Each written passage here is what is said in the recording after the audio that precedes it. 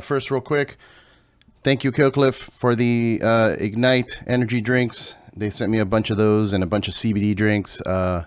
Clean. They don't have a bunch of chemicals, natural ingredients, electrolytes or whatever.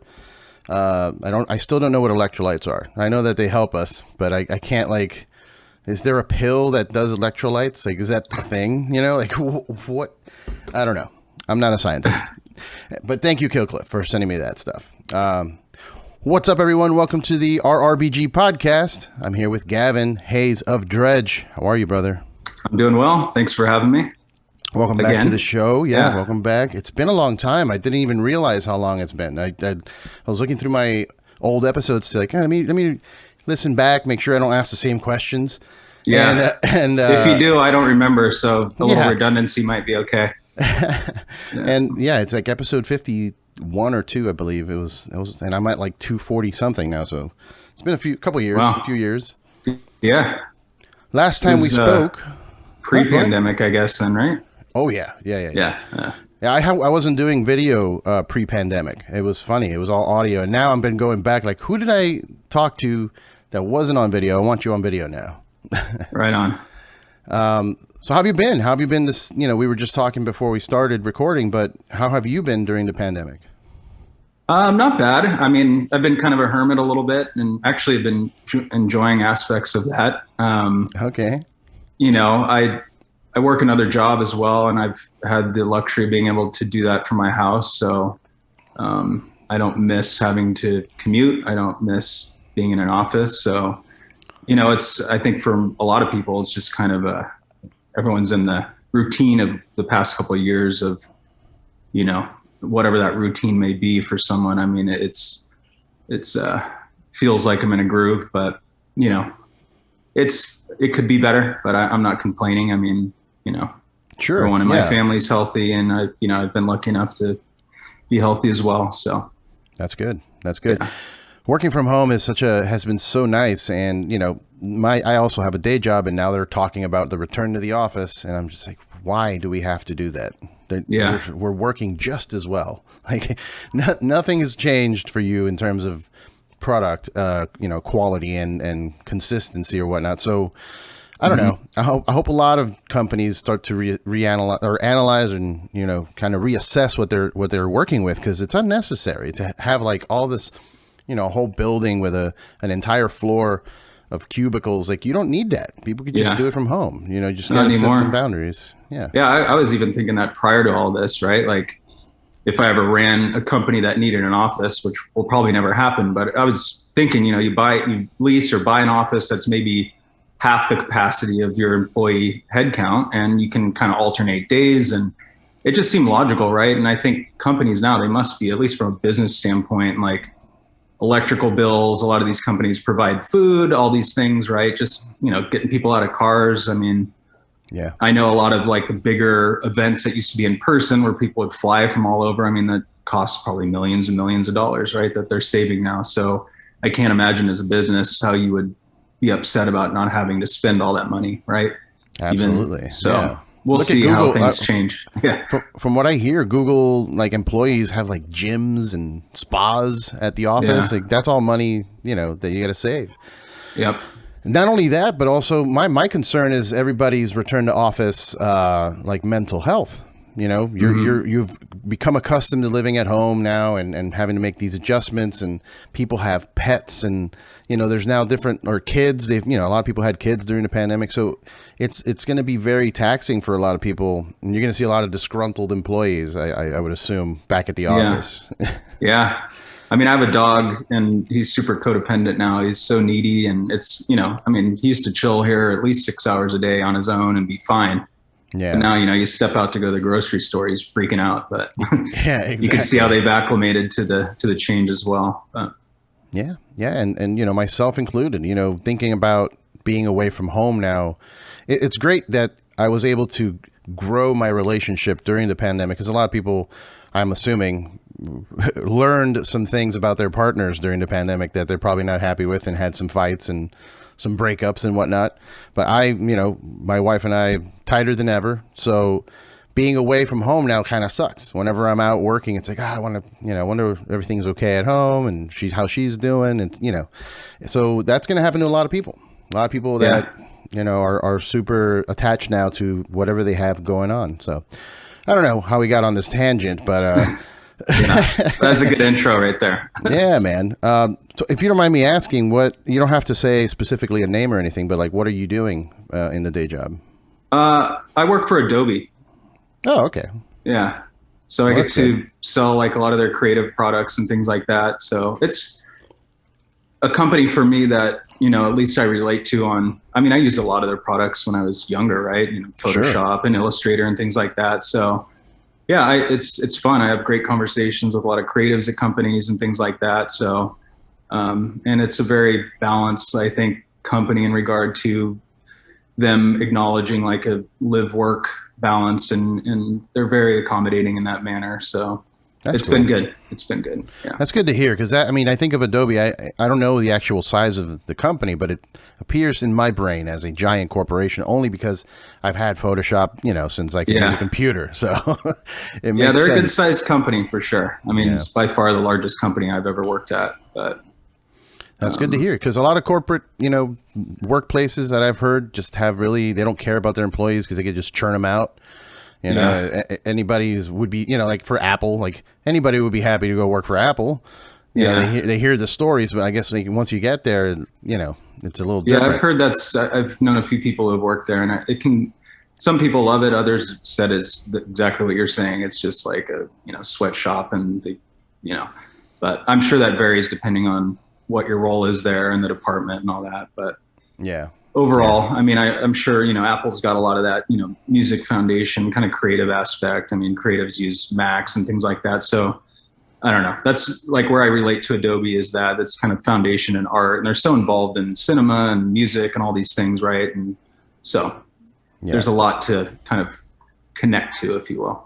Absolutely, man. And, I wouldn't be where I am today without them, and I'm not getting paid for this. I'm just saying, like, Photoshop and Illustrator have really defined a lot of my career in terms of the podcast or the band, all my band's artwork I did on Photoshop, just mixing pictures and whatnot and making stuff happen with like one of those, I forget they're called, the pens, stylus or whatever. The stylus, yeah. So it's great, and I'm happy to hear that I've been using and supporting a company that cares about their employees. So overall, it's been good. Yeah, that's good. So musically for you, last time we spoke, you had mentioned that you guys were, dabbling on a new album. Mm-hmm.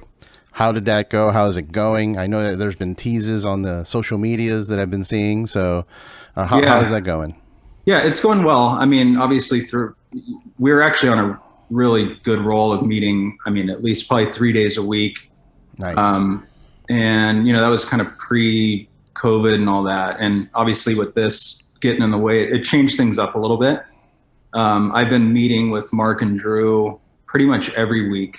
Usually we meet up on Tuesdays, because Mark, he's living in Sacramento now, and he does some work in the Bay Area still. So when he's here, we meet up. And so we've been productive. It's been consistent. And we have a lot of material.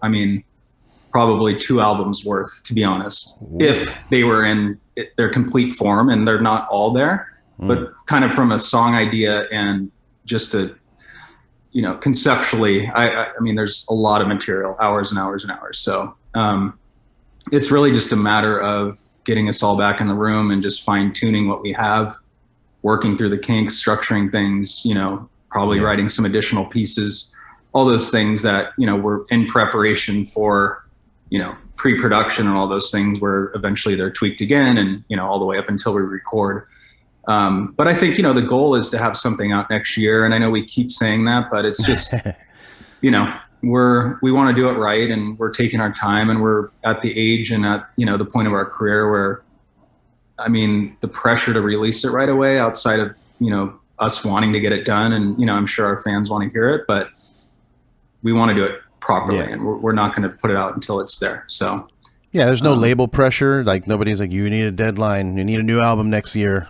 They did say that like 3-4 years ago, and I think I think they've given up, and now they're just kind of, waiting. That's good. But I appreciate their patience in it. I think there's an understanding of where things are at and where we're at in our lives and all that. You know, obviously we're not 22 and able to just meet for 7 hours a day or whatever. A lot of other things going on. But like I said, I mean, I think we're at the point too, like speaking of pressure, where I think we're going to put out a good product because of the lack of influence and lack of pressure from what this needs to be or what it doesn't need to be. Right. I think we've kind of reverted back to some of those youthful kind of sessions of just letting it be what it is and just rolling with it, and not a lot of, you know, forethought or, you know, preparation of like, okay, we need this type of part or this type of song or whatever. Right. And I think we've always been pretty true, but obviously, like, you know, those things creep in, and all those outside influences happen, from a label to a fan's opinion to a friend's opinion. You know, you try to shield it, but it's not always possible. Right. Oh, of course, you absorb whatever information hits you. I mean, whether or not you choose to pay attention to it later, it's not really up to you. It's in there already. Yeah, right. it's there. So, that's crazy to hear, though. 2 albums. So, do you think you want to like do a 2-parter concept thing where you do part 1, and then like a few months later you do part 2, or do like a double album release, which that doesn't really happen much anymore, as I've seen. Yeah, not really. I don't know. I guess it's really just dependent on getting the best record together first, right? Yeah. For me, that's how I picture it. Like, I don't want to think of it as 2, but I'm just saying from a material standpoint, we probably could put out 2. Okay. The good thing is, I think we're going to put out a great record, and I think we're going to have a lot of leftover things that are great as well. So our turnaround for the next record, even if it's not a part 2, will probably be much quicker. And who knows? I mean, we might record it all at once. It's still kind of up in the air. Okay. But conceptually, I don't know. I mean, I think from kind of just a period standpoint, they might be connected in that manner, and maybe kind of content wise, just naturally they'll have that gel. But we'll see. Yeah. Yeah, you guys. I wish I had a more concrete answer for you, but it's still up in the air, which keeps it exciting, though. Yeah, and you know, you guys have always I don't know. So this is kind of weird to say, but back in the day, I was searching for more Dredg in my life, and someone sent me a zip file, and it had just like countless demos from you guys, and I'm like, in my brain, I'm like, where the hell did this guy get this? Because like, this has got to be only the stuff that's on their hard drive, that on the band's hard drive. You know what I mean?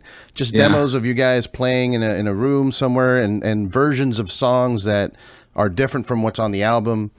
You know, different variations of it, more streaming. So I feel like there's still a ton of content that you guys have that somebody sent me in a zip file. You know what I mean? Yeah. And you've always been that way. You just produce a lot. Yeah, I think a lot of that is out there, and I don't honestly remember if we just gave it to people or whatever. But yeah, I mean, even just kind of demo-y things that we did on an 8-track, and there's a lot of random stuff out there. I mean, I actually went back and listened to some of it. It's just kind of a time capsule. I mean, for me, I could kind of put myself back in that year, that point of time and all that. And it's interesting, you know, the things we're doing, and probably, you know, wouldn't be things we'd do now, just, you know, but no screaming. It's good to go back. I'm not going to say that, actually. I mean, I would like to, maybe if it lends itself to it. Yeah. Okay. And, you know, we started that way. I mean, when this band started, we just did metal covers, and I was a guitar player, and we had a different singer. Same 4 guys, we had a different singer, and I was like guitar, Mark on guitar, Drew on bass, Dino on drums. And so, you know, we're all like kind of metalheads, and that's how we all kind of connected for the most part. Yeah, I mean, I think the yelling, I just wanted to feel I don't good, want to do natural. it just to do it, right? Yeah. And we kind of veered away from that, because it was like a lot of the local scene, like a lot of the bands were only screaming, and they're all heavy. And I think we just wanted to pull ourselves back from that. And I didn't know what I was. I never thought I'd be a singer. So I just screamed like lyrics Drew wrote back in the day, right? So I slowly just kind of found like, okay, well, maybe I can do more than just scream, and things kind of evolved from there. Yeah. I definitely have enough angst to make that happen. I don't want it to feel forced, and I don't know. I think certain songs might lend themselves. We've been writing heavier music, I think. So okay, so heavier from your previous work, like I would say leaning kind of leaning more into the motif kind of vibe? Yeah, a little bit. I mean, there's definitely parts that we have, especially from guitar standpoint, that are, you know, more rockin', and even like some of the more mellow like lead stuff Mark's been doing, I mean, is reminiscent of that era. Okay. That's kind of what I meant, I guess. Like, you know, we're just being ourselves again, sitting in a room, which is great, and just letting things flow. And, you know, Mark's got his other band, Black Map, which is kind of on the heavier side. So I'm sure that's kind of influenced some of his playing as well. I mean, it's him, but his influencing himself in another idea, another band, right? So that's some next level shit. Yeah. Yeah. So we'll see. I mean, there's definitely going to be it's more of a rock album already. It's more of a band driven, like, you know, 4 guys in a room type of thing. So, but I'm sure we'll have all the elements of, you know, whatever we are, kind of trippiness and things like that, and mellow parts and things like that. It's just a lot of what like they call, what was it they call the that you guys used to do a lot, or still, you know, I guess you're still doing, but in El Cielo there's a lot of like interludes in between the songs that have like sound, what is that, Foley sounds, I guess, almost like you could just hear Foley. You know? El Cielo actually had a lot of that, you know, like picking apart, you know, persimmons and doing all kinds of stuff where paintbrushes and things like that, where it gave it a certain Foley ambiance, right? But yeah, I mean, I love that kind of stuff, honestly. Like, even I was thinking just randomly, you know, passing thought, and I've done this in the past, where instead of using, you know, a delay pedal or, you know, effects rack, like creating a reverb or creating an effect naturally, right? Like singing through a cone in a tunnel or whatever, right? Like using real sounds to create an effect, right? So I would like to do more of that as well. And I'm, you know, kind of thinking of things I can do with my voice that can change it, but by doing it and using actual tangible things to adjust that, you know? So there's something about that, you know, you feel the realness of it, right? And I think some of that, like you said, Foley, which is kind of a good explanation of it, it puts you in that room, right? Or puts you in that space. So yeah, that album specifically, El Cielo, like when you listen to it with like headphones, I have like a movie playing the whole thing, uncontrolled. Like I'm not coming up with ideas. It's just happening, you know? I'm like, ooh. So I just get to lay back and kind of, you know, appreciate the album visually in my head, which is weird because of all the sounds. It kind of guides you. You're kind of following something, you know, throughout the whole thing. That's interesting. Yeah. Yeah. I think, what was it? Tarantino said he writes a lot of his scenes to a song as opposed to adding a song to a scene, right? Like he hears this song and he's like, this play in his head comes out, right? And it influences whatever that vision that he's having based on the audio he's hearing, right? So, and obviously it's worked very well for him. He's a genius. So his movies are great. I mean, he cares about the music, and he cares about the actual full production value of the product that he's putting out. So I like that a lot. For sure. He cares about the art and making it what he wants it to be, right? So definitely have a lot of respect for that. Yeah, hell yeah. Well, I'm happy to hear that you guys are feeling more yourselves. You're more you feel comfortable, which is what's important, you know. I think at the end of the day, for you guys to put something out that represents you and everything that you are and everything that it encompasses, you know, not just whatever a label wants to hear. Yeah. And your voice. Don't get me wrong. I still have a lot of self-doubt moments of like, should I still be doing this? Like, am I good at this? Was I ever good at it? Right. Like, but that's what helps drive it as well. Right. You got to kind of prove to yourself first that, you know, it is justified and creating is a good thing, right? Because I think that's something, you know, especially working, you know, a normal job or whatever, right? I mean, that's just it still feels like something I'm having to do as opposed to like, this is something that I am, where, you know, music or just even writing alone or whatever, like that's something I want to do, and doesn't mean I do it every second of the day, but it means like naturally it's just something I kind of feel driven by, right? So absolutely, man. I could tell also into just the way your voice evolved over the albums, you know, because what you sound like in Leitmotiv is close to what's on El Cielo, but there's a difference. There's more, you're hitting higher, like you're going for higher notes, like, and even higher in the following album, you know, Catch Without Arms. Like I can tell that you were trying to hit notes that you hadn't done before, and you were not just hitting it, but like blowing out of the water. So I used to do that as well. It was very inspirational for me listening to you guys and the way that you would do that. I'm like, all right, I'm going to push myself on the next album, or the next song we write, and see how far I can take this, or see if I could try a new sound that I've never done before. Like, so maybe this sounds like it's going to be heavy. All the instrumentation is heavy, and you expect to hear a scream. What happens if I don't scream? You know what I mean?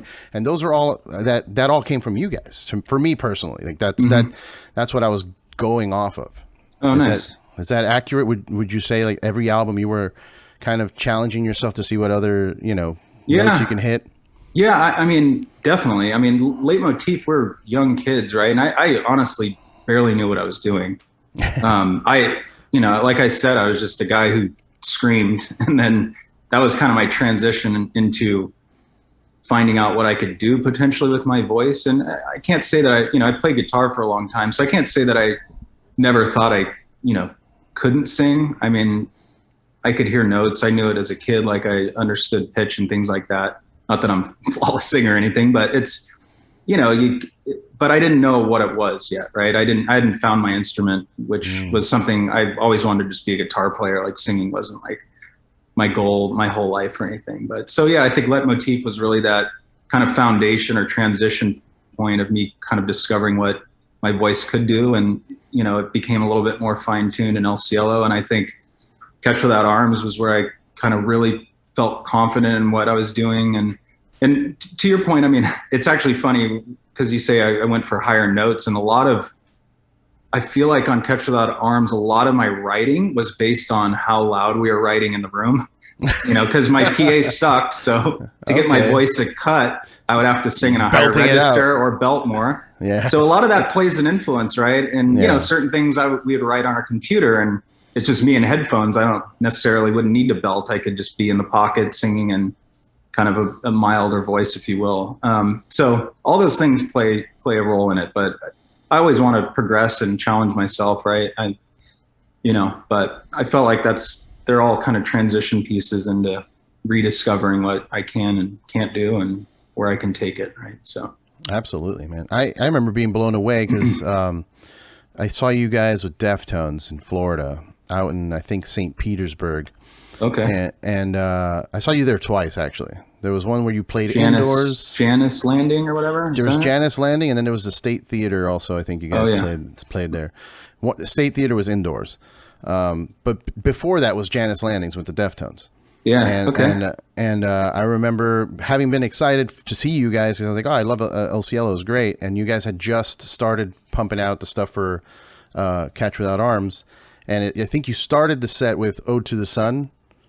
Which it was super intense because it was, you're hitting a register that I had never heard you hit before, and consistently throughout like the entire verse, like it was very intense. So I remember just being blown away. I'm like, this is insane that this is happening right now. Because it's for me personally as a vocalist, as I also started similar. I bought a guitar. That was the first thing I bought, Fender, like cheap Squire thing for like $150. Yeah. I'm like, I gotta do Metallica covers, man. Yeah, dude. Hey, no shame in that. Yeah, and I had a Squire. That was I think my first. Yeah. Those are what was the other one? The ones that they sell at like Kmart Performance. It's like First Star or something like that. Oh yeah. I know what you're talking about. They're like a little. Yeah, my kits. first. I had a Squire. My first guitar is a Yamaha SE 110. I still have it. Sounds terrible, and it's beat to hell. I went through a weird phase, like thrashing things, paintings or whatever. But hopefully that comes back soon because that was a lot of fun. Yeah, it's good memories with that stuff, right? I mean, was so exciting to learn. Like you said, like a Metallica riff, right? And yeah, once you pull it off for the first time, it's always like, what? I did it. Yeah.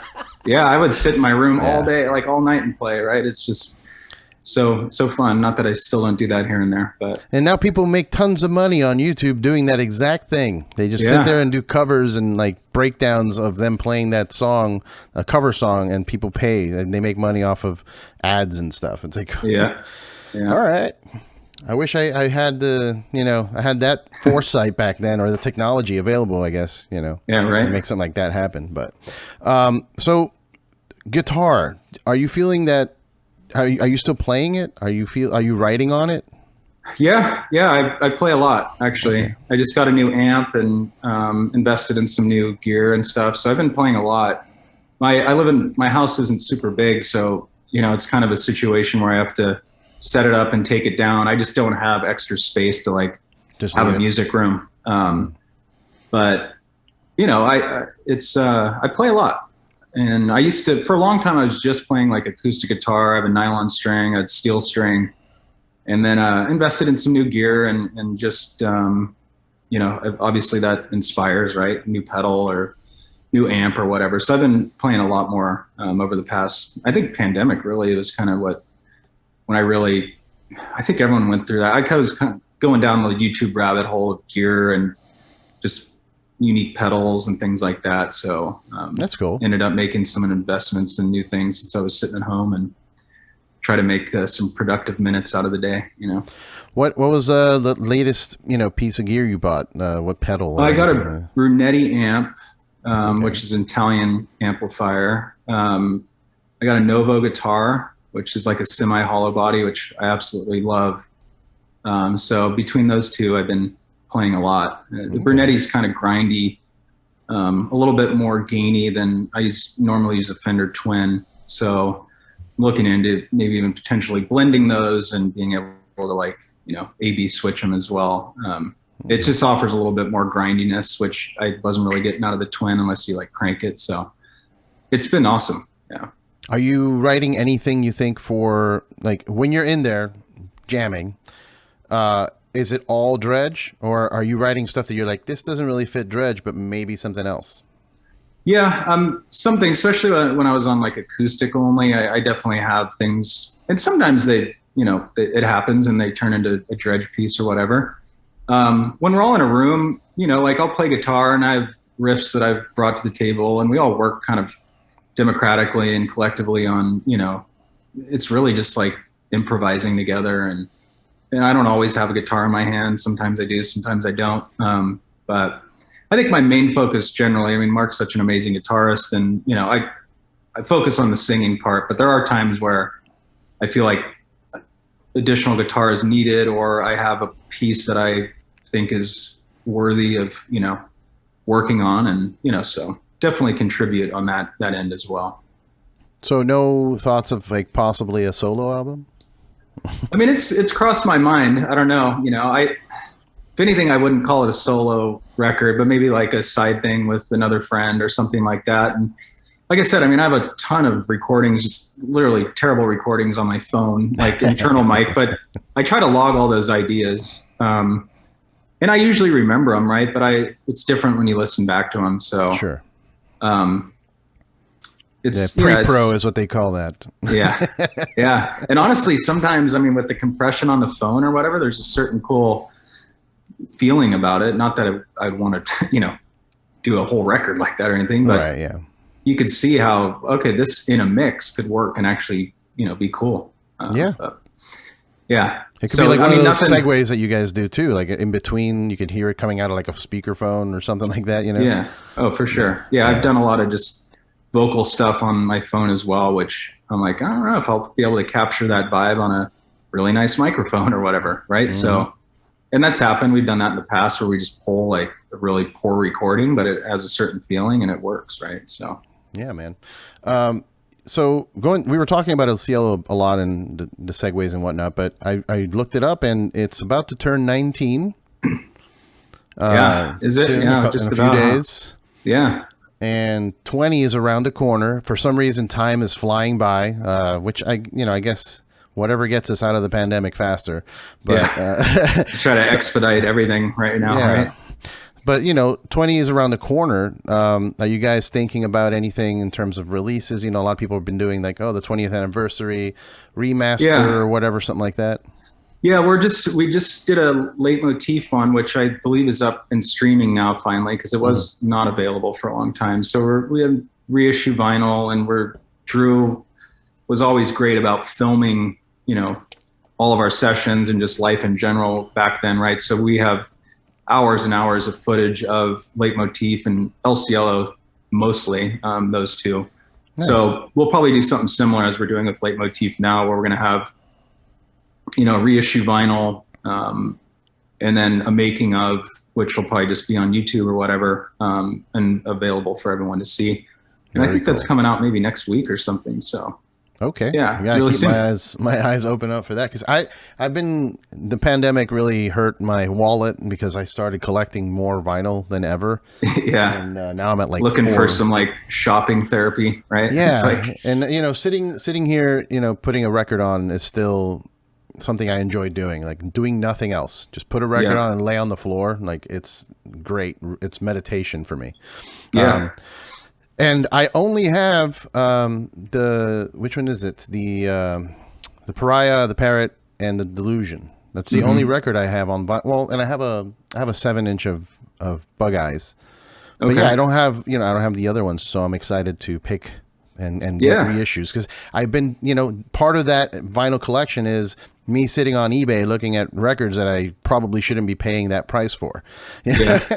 And you guys, like, the prices are insane sometimes. Like, I saw a record the other day for Turnstile, which they just put out an album. Just came out the other day, and it's on sale on eBay for $1,700.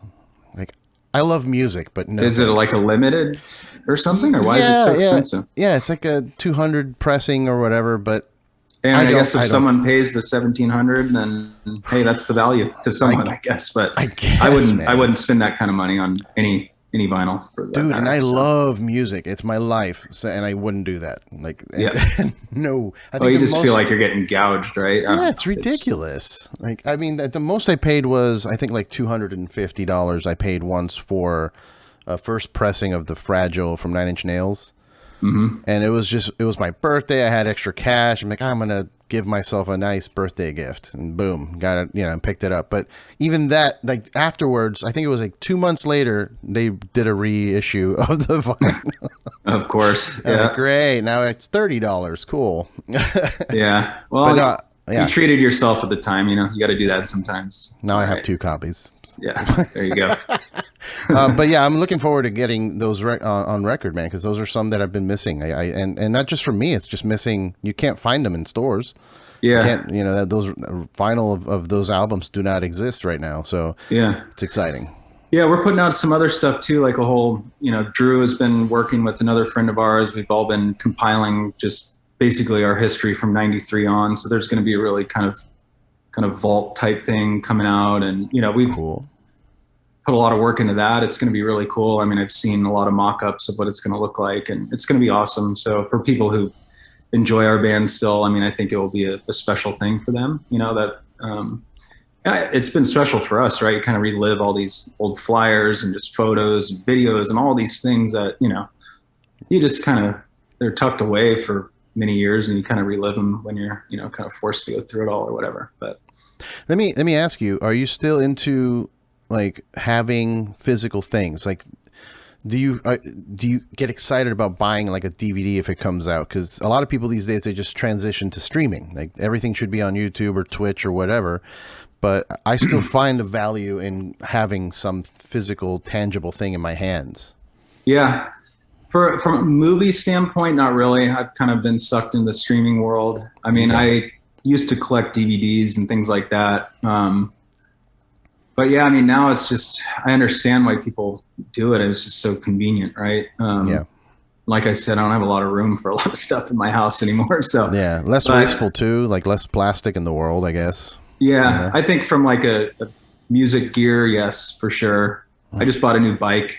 Nice. So those little things, but from like a collecting standpoint, I haven't as much. I've actually given a lot of like old toys away and things like that to friends.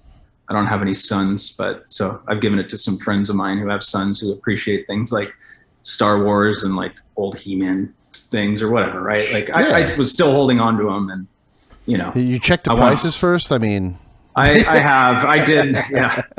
Yeah.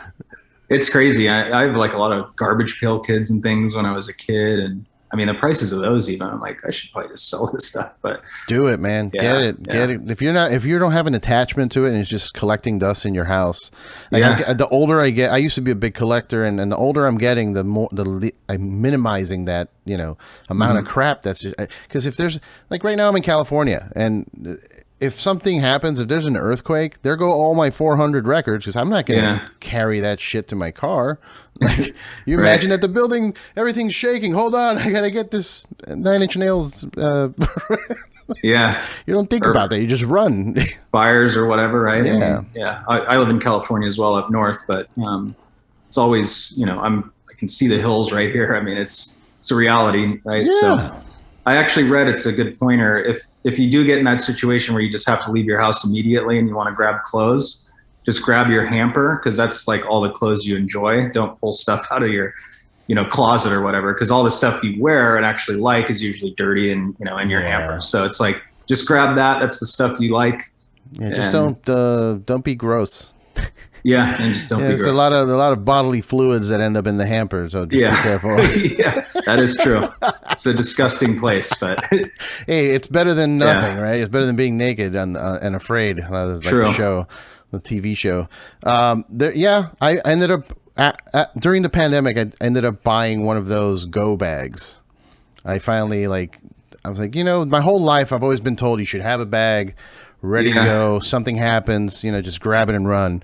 So I finally got one. It's not huge. It's like a backpack, but it's got food and water that's like military grade, so that you could just it could be there for years.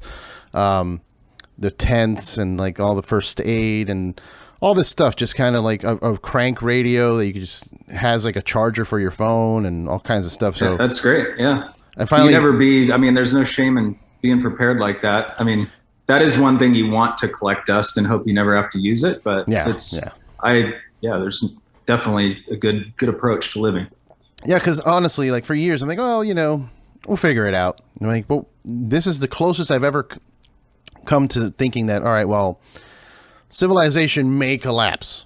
Yeah. You know what I mean? Like, where am I going to go get batteries if there's no batteries to get? So you see how fragile it is, right? I mean, it's just on this like crazy fulcrum of uneasiness, and a little thing or a big thing can alter it quickly, right? So I just got to make sure I don't fall into the other side of the spectrum where I'm just building a vault underground. Yeah. And bunker. Yeah. I don't think I need to get to that point, but just a bag to, bag will do. A bag. Yeah. I got a knife in there, and I bought a gun, put it in the bag. I'm not going to touch it. It's just there. Just for, Walking Dead scenarios, Yeah. It seems like more of a reality, so we'll see. Yeah. So let me ask you, mental health wise, like did this all take, was it taxing for you, and how has it affected your writing for the new album? Like lyrically?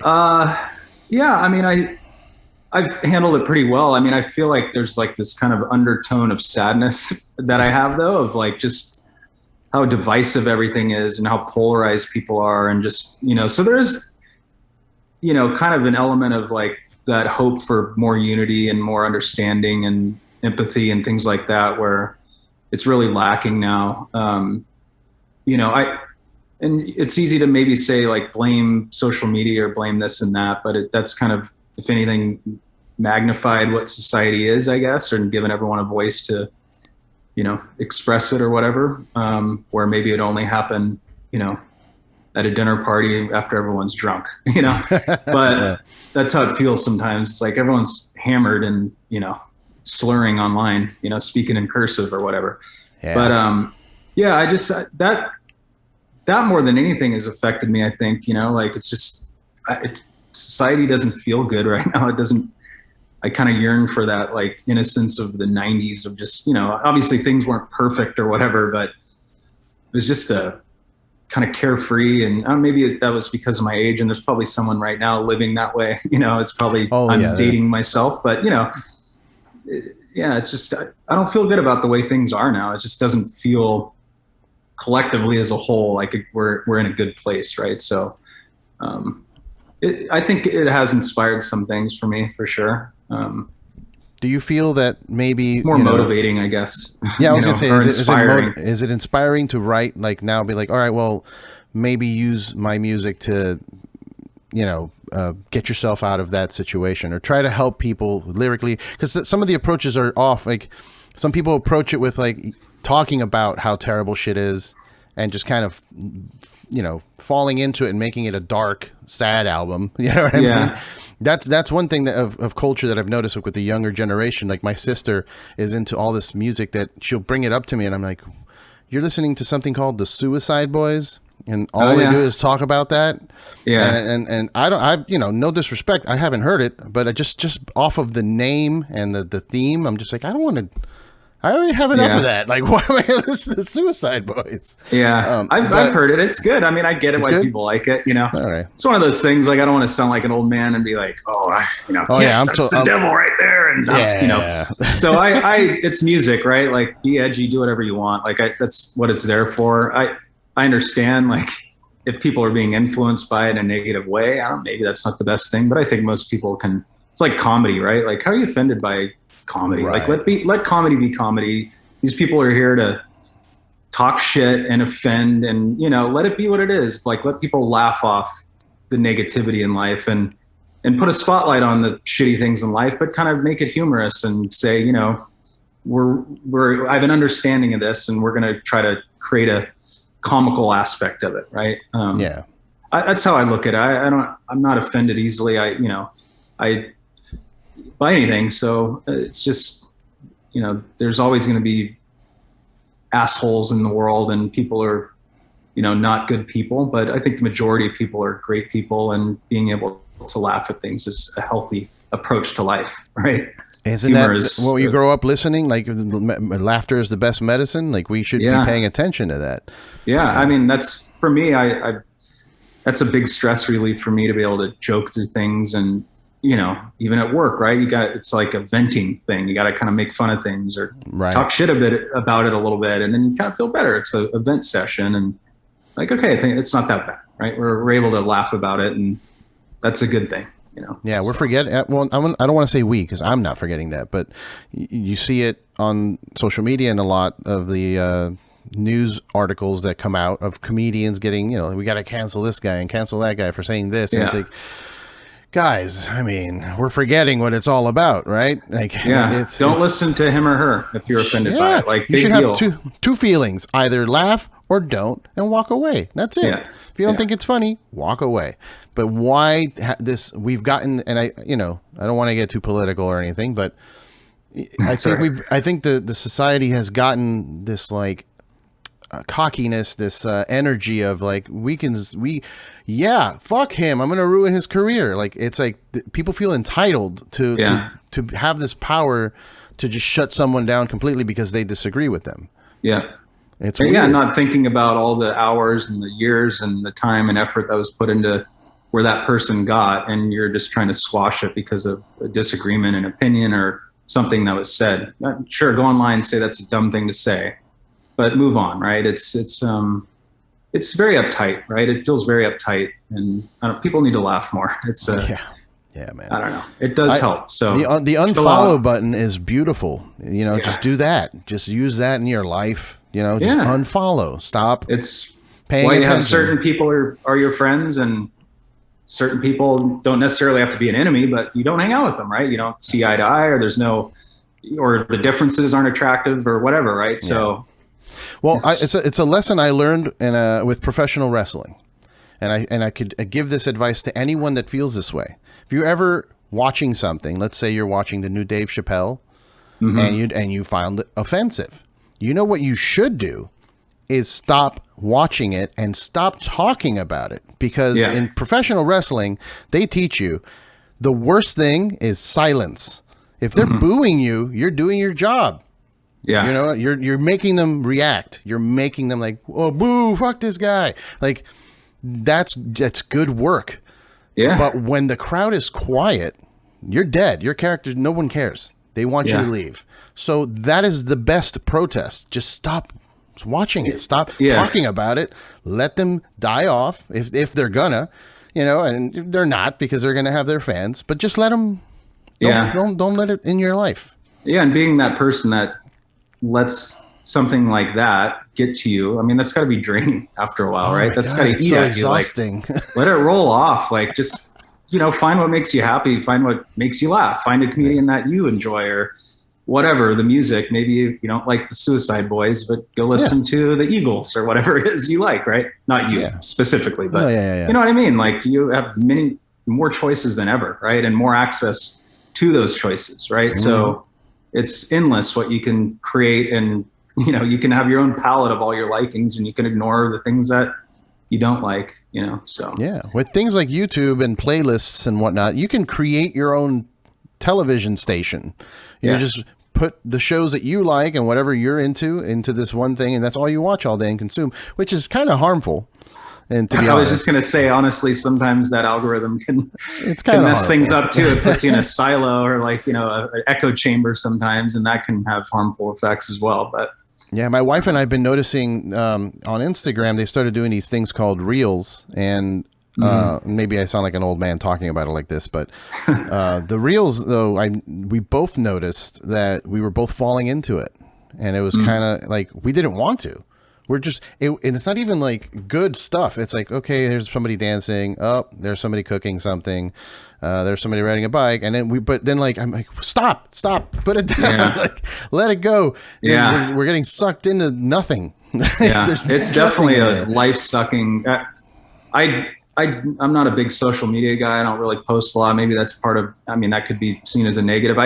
It's if I'm on tour or something and, we're promoting something, or maybe I want to share, hey, I'm in Detroit and I'm at this rad place, okay, that makes sense. But day to day, I don't have the urge. I don't feel the need to have my opinion out there like that right now either. Like I'd rather, put that energy into, writing a lyric or singing. And it's like a bumper sticker, right? Like I don't want a bumper sticker on my car letting you know how I feel about whales or whatever, so like, yeah. I don't care. I don't think anyone cares enough about my opinion, right? So you got to have a little humility about, your existence. Maybe that would help things a little bit. But yeah, people need that. That's what's missing. Yeah. No humility. No, I know for sure. And so what we learned from, like I said, I don't want to get political, but the last 4 years, that's what we learned, that you can be entitled and get away with it. You can, people need to know, believe me, you need to know about what I'm thinking. And it's like, no, I don't. Nobody needs to know any of that. Yeah. Yeah. Most people don't care really, right? I don't, even my immediate family, they barely care about my opinions. Why would a bunch of other people? So, Let me ask you about your immediate family real quick. Nothing too personal, but just kind of something that I've noticed that happens to a lot of artists and people that create stuff. Yeah. Is your immediate family, like, do they care about your band? Well, no, my kids definitely don't. They said it's like only dorks are in bands, or I don't know if to use the word. Probably not dork. I don't think they said dorks, or they said being in a band's cringy or something. I was like, cringy? So I pulled up, now I'm drawing a blank on her name. Who's the White Zombie bassist? Because I was like, oh, you guys, if you don't want to play guitar, how about bass? That's like guitar, but it won't be something I play because I feel like because I play guitar, they don't want to do it. Mm-hmm. I'm like, you think this chick is cringy? You think she's a dork? This chick's a badass right here. But no, they don't really care. Oh, man. Honestly, unless sometimes they'll come across something on TikTok and they're like, whoa, your music was on there or something. And then they care for that 15-second snippet. But generally, no. My mom's been supportive. She always has. And, some of my aunts and uncles, like they'll go to shows and things. So I can't say everyone in the family doesn't care. Like they enjoy it, and they've even in other states where I have family, they'll come out and have fun and whatever. But the kids, not so much. No, not so much. Yeah, it's crazy. They don't care. My little sister doesn't care about the podcast. I was like really excited about some milestone that I hit, and she was like, "What is this?" I'm like, "I've been doing it for 3 years." But yeah. So yeah, it always reminds me of the. There's a great meme of Tom Araya from Slayer, and it's him and his family. It looks like some red carpet thing or whatever. And he's like, yeah, and it's just his daughter off to the right, like rolling her eyes. And I think it says something like, even when your dad's the lead singer of Slayer, like, you're embarrassed or something like that, right? So that's pretty much it in a nutshell. It's like, yeah, I'm still their dad, and I guess cringy. Yeah, you can't escape that. Dad, stop! You're embarrassing me. Yeah. So funny. I don't blame him. I can be embarrassing, actually. So. No. You have a point sometimes. Yeah. Well, all right. So the world is reopened, and there are tours in the making, and you know, some shows are happening here and there. You guys are rounding out these releases, you know, the anniversary and the new album. Is the plan? Are you even able at this point with your job and your family situation to go on the road like that and like how you used to? I mean, probably not like how I used to, but definitely. I mean, we're working on booking some stuff for late 22 overseas. You know, it's just at this point, it's still like a year away, and I'll just tackle it when it comes, right? But yeah, I definitely want to get out there. I don't know if we'll be doing a 6-week run with, you know, 4 days off and then into a 7-week run. And we used to do that stuff, right? I don't even know if I have that in me right now, but it just seems, I mean, it would be fun. Once you're in the groove, it's like anything, right? Like a couple of weeks in, I'd be like, okay, I could do this for forever. But right now, just being out of the loop for so long, it seems daunting. But yeah, you gotta do little some bands I've noticed that they'll do 3 or 4 dates here, you know, 3 or 4 dates there, like just little jump it's around. Still a just struggle to out there right now. Yeah, like in regard to ticket sales, and I don't, you know, there's a lot of discomfort still. I don't, you know, so I'm hoping by end of next year, which is kind of our target, like things have leveled out a little bit, or, you know, people have just are forced to kind of go and move along with life and accept that shit, life's scary and gotta live though, right? So yeah, that's the goal. We'll definitely be playing, and obviously we want to have it around something, and hopefully we'll have that record out, you know, middle of next year, maybe, something like that, and tour shortly after. Excellent, man. Yeah, I'm excited. I'm excited for the future of Dredg. I'm excited to get my hands on those reissue vinyls. I'm excited to hear new music. I'm excited to possibly see you guys live. So all I can say is thank you, and keep it up. Keep up the work. Yeah, I appreciate you having me back on again, and good seeing you. Good seeing you too, man. Yeah. Thanks for your time. If anybody wants, so do you guys have an official, that Dredg, there's a Dredg Instagram that I follow, but I don't know if it's you guys officially or if it's we just started that. We never really had one. We're way behind on that, but so, is it at Dredg Music? Is that the one? Dredg the band, I think. Dredg the band. Yes, it is. Dredg Actually, the band. Mine's not working either. I don't know. Oh my God! Is Instagram down again? Oh no, now it's coming up. It's really sluggish though. Did you hear So how did you? Before we leave, how did you deal with everything going down for 6 hours? Because a lot of people are losing their minds. I was like, oh, it was unbearable. One of the worst 6 hours of my life. Now I barely noticed. I was like, shit, they should do this every day, like a little 6-hour siesta. Yeah, you know, social media siesta. Like, hey, everyone tune out for a while. Maybe that's a good solution to the issues that we're dealing with. Like, 2 hour blackout. You know, in Cuba, they just take away your entire electricity at 9 o'clock at night. Yeah, like, you should go to bed now. That's maybe it'll just be a recommendation. We won't be too tyrannical about it. But let people do what they need to do. But that's right. Yeah, it didn't really affect me, man. I knew it was down, but yeah, it was okay. I had friends calling me like, "What do I do? Was this the Russian hackers?" I'm like, "Yes, it was. They're coming to get you." It's always the Russians. Yeah. Look out. Look out, guys. All right, man. Well, thank you so much again. Of course, yeah.